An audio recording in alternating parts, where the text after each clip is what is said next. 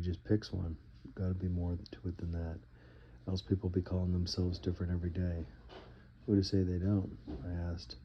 I hear that them Indian folk get their names after folks know something about them, like Swift Deer, Yeller Hands, or Fast Arrow, or Runs from Bear. Are those real names? I just made them up. I like that. I could be Hawkeye. What about you, Jim? I studied the sky, saw a shooting star. Go Lightly, I said. What?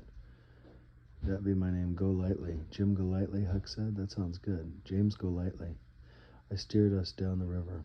Huck shivered himself to sleep on the raft. I dozed off myself for a few minutes, and we awakened by the wild racket of a party of a steamboat. I looked up at the lamplight deck, crawled with people. Not only didn't they see me, they couldn't see me. For some reason, the notion struck me funny, and I chuckled, then caught myself. My laughter had not woken Huck. And the reason for that was because he was not there. Somehow our raft and canoe had become disconnected. I worried immediately that the raft might not be river-worthy.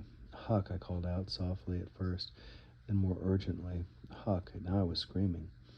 The empty quiet on the river itself was enough to swallow any sound I made, but the Muse laughing, sloshing the big wheel from the riverboat, made certain that Huck would never hear me.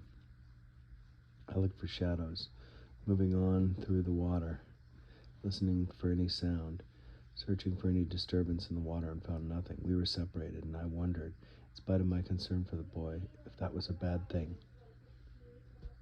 After a while, with the river black, deep, and lit only by the moon, quite miraculously spied Huck. Kneeling on the raft, I could see the constant swiveling of his head, that he was in panic looking at me.